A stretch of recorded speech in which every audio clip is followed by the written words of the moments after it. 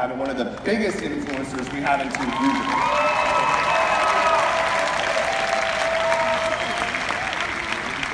So my point is, you want to call everyone because you don't know what somebody has in their heart. They might look like they have it all figured out, or they might look like they have nothing figured out. And all they're waiting for is that one call that can completely transform their life. The guy that called me to show me network marketing, he's not here anymore. All of the people that were in that room, none of them ever supported me or did anything for me or joined, or actually the bald guy, his name was Colton. I hope he sees this. He called all of my friends and told them that I was in a scam and not to answer my phone calls. Every single one. I couldn't even post on social media without somebody commenting and talking bad about me on my own social media feeds because they were all so violently opposed. You know what they say now? I got lucky. Hey, I'll take it. They still live with their parents, so I'm not knocking that. My point is they didn't think it was possible for me, and they've done nothing over the last 4 years. So there's 3 phases of a whole meeting. There's before, there's during the meeting, and then there's after the meeting. And we're gonna go over all 3. Before the meeting, you have to have confidence, enthusiasm, and posture. I had none of those things at my first meeting. I was embarrassed because pretty much everybody flaked. I was angry because everybody flaked. And I was nervous because I didn't know if this was really gonna work. You know, I was taking a shot at the dark. You have to become a master at edifying. I remember the guy that would introduce me to Mr. Bradford told me, make sure you edify Mr. Bradford. And I'm like, yeah, I got it. And I didn't know what edify meant. I had no idea what that word meant. I'd never heard that word before in my life. And so I had no idea. I had to go Google it, and I still didn't really understand what it meant. And so I'm, trying to edify, and it was really just gibberish coming out of my mouth with the 6 people that did show up, and they all showed up late. You have to come from the heart. That I can say I had. And you have to over-invite. I called 70, I want to say it's like 77 people. 40-ish said they'd be there. 6 showed up. If I would have called 74, maybe I would have only had 3 people there, which wouldn't have mattered because none of them signed up. But it set the expectations for what the type of action I had to take moving forward. And I thought, hey, I got to call 70 people to get 6. So it looks like I'm going to be calling a couple hundred over the next couple of weeks. Practice opening the room with power statements. I believe in this. I'm already doing this. I'm never going to quit, and you should get a spot with me tonight. I told people, look, I'm launching the biggest project of my life. I'm sick of where my situation is. I'm money motivated. I want to take care of my family. And this is what I'm doing. You're either going to come with me or you're going to watch me. But what you do isn't going to affect the path that I'm on.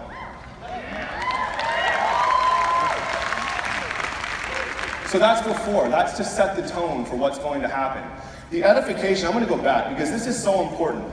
The edification of the person that's coming to your home meeting is so important because if you were to tell people, hey look, listen to my boy James, he's going to tell you about the blueberry thing. They're not going to take it seriously.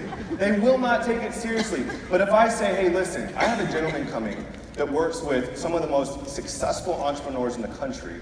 He's spoken in front of tens of thousands of people, and he has at this point trained multiple millionaires in our industry.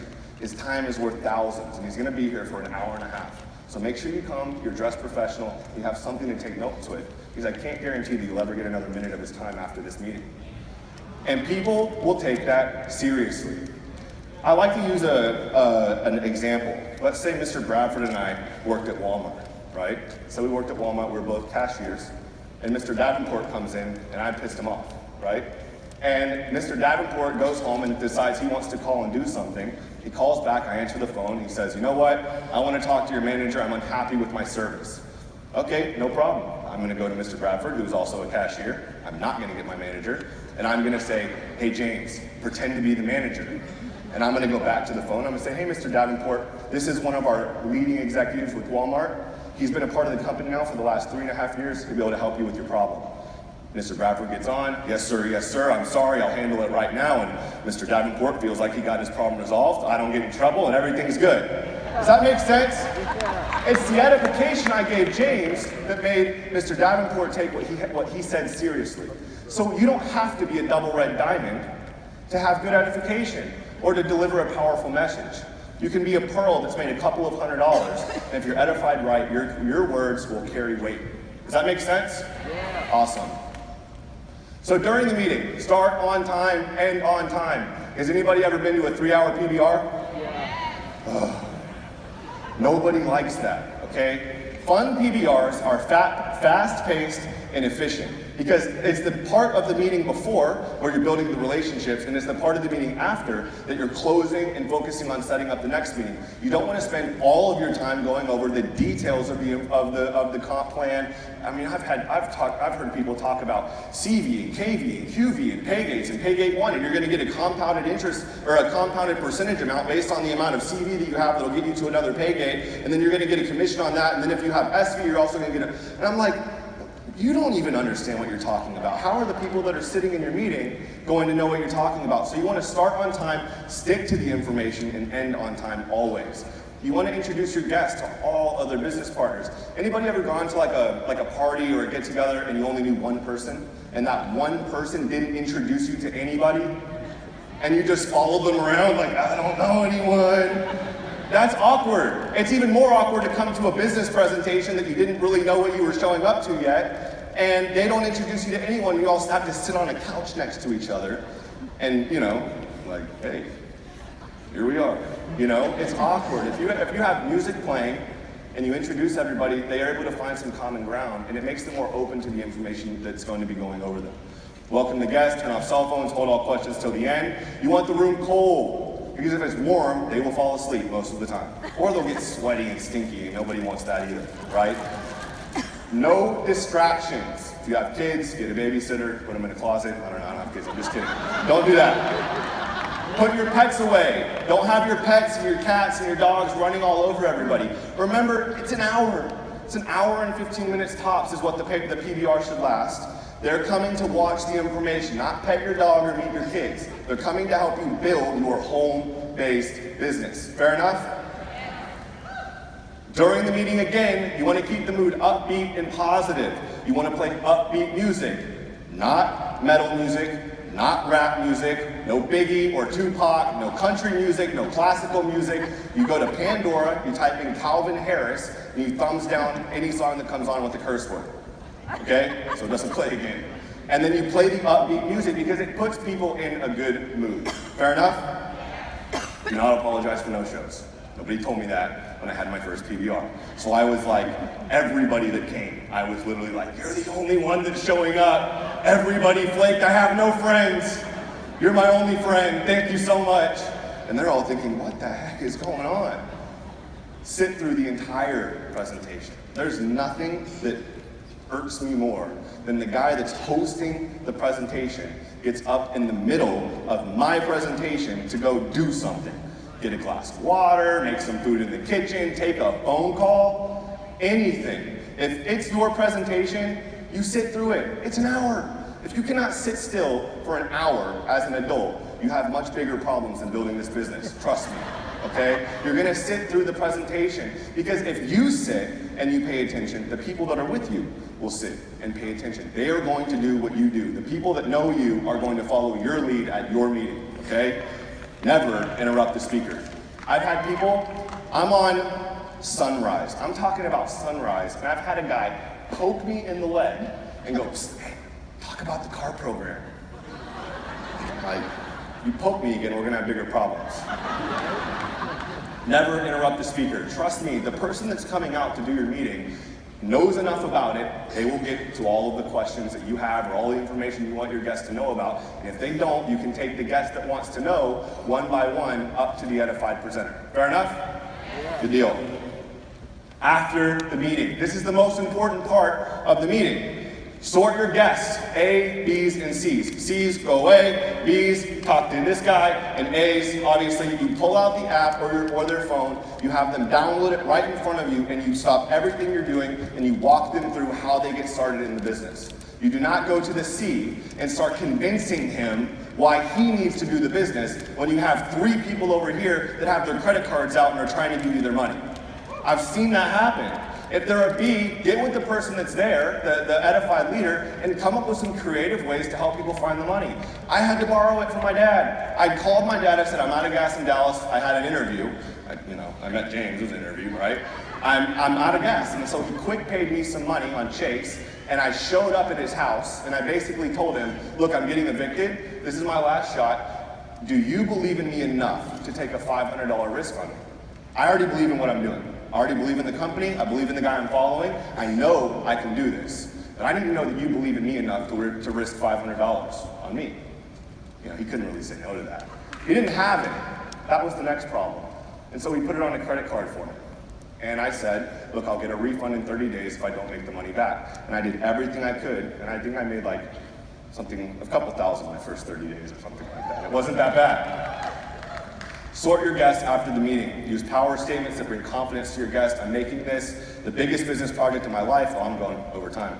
I have 3 spots that I'm going to build a $1 million business under with my mentor's help. If you're new to the business and you're not comfortable closing, take the person that wants to talk and bring them to the person that's at your meeting. Literally say, I'm brand new, I don't want to tell you the wrong information. Let me introduce you to insert name of person that just did your presentation.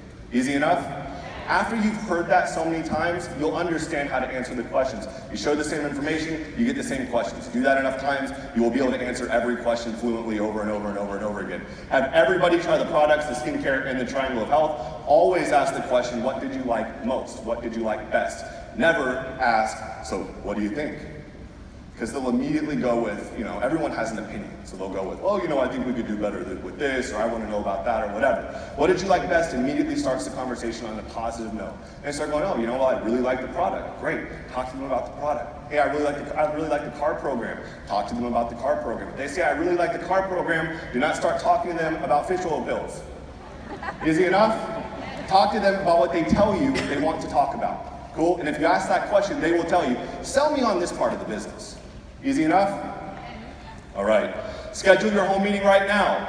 So we're going to blast through this, but get out your phone, text your upline, and say, I want to do my home meeting on this day. Look at your schedule. For real, on this slide. Get your planner out and schedule your home meeting. Guys, this event is done tomorrow. Sunday, people aren't at work. You can schedule a home meeting with your leader today and have people at your house on Sunday to start building your home-based business. Quick super tips, use the word excited 5 times in your introduction. The most important thing is that you have your home meeting, I'm just gonna say at your home, because I think it got cut off. So without promotion, something terrible happens. Nothing. If you do not promote your home meeting, if you do not call people and invite them to your home meeting, I have bad news for you. Nobody is going to show up. Right? If you call people and say, hey, I'm kind of doing this thing. It costs money, and there's going to be this guy here, and it would mean a lot to me if you would come. That's not promoting either. Hey, listen, I just met a successful entrepreneur working out of Dallas, working out of Tennessee, working out of California, working out of Seattle, Washington, wherever you're from. I just met a successful entrepreneur. They're coming to my house. I have 3 slots open. They're going to go over the business they're expanding in the area. If I can get you a seat, can you make it? That's much more of a promotion. Easy enough? And I believe, imagine a huge home meeting. A home meeting with 30 people, a home meeting with 50 people, having 50 home meetings happening a week in your business, a home meeting packed shoulder to shoulder like sardine cans. Mr. Saran Kong and myself went to a PBR in Austin, Texas, I kid you not, with 120-something people that a Sapphire promoted to Mr. Jesse Navarez. He did it twice. 100+ people in the house. It was so hot. The AC was cracked all the way down. Everybody was sweating. It looked crazy on the street. People were lined up at the door just trying to find a place to squeeze in to the house so they could learn about what we were doing in Austin, Texas. That is what promotion looks like. And that's it. I have a final thought I want to leave with you guys. When I got involved in this business, Mr. Bradford grinded with me. When I started this business with Mr. Timothy Tran, I grinded with him. And it's those memories that I cherish the most when I'm building this business. This business has provided for me a lifestyle that I didn't think it could be this good, even when I started network marketing. And so I cherish the beginning and I cherish the grind. Those are the things that I refer to when I talk about why I love this business, the impact it's been able to make on people. I think about the relationships I've built, and I think about what makes me truly happy. It's not the stuff. The money helps, don't get me wrong. But my happiness comes from helping and building with people that I love and showing them that they can do what I've been able to accomplish. It comes from thinking about the beginning and thinking about the people that believe in me, like Mr. Mark Davenport, Mr. James Bradford, and Mr. Brandon Stevens, that saw a guy like you saw and saw potential enough in me to spend their time and teach me the way this business works. I love showing people who feel lost or have lost hope that I believe in them, and I can introduce them to a family that wants nothing more than to see them win, the Team Fusion family, right? I love that I can teach people how to walk into someone's life and do the same thing that was done for me. And that's why I love Kyani, and that's why I live Kyani, and that's why I love Team Fusion. Thank you so much, guys. My name is Austin Sheets. I live Kyani.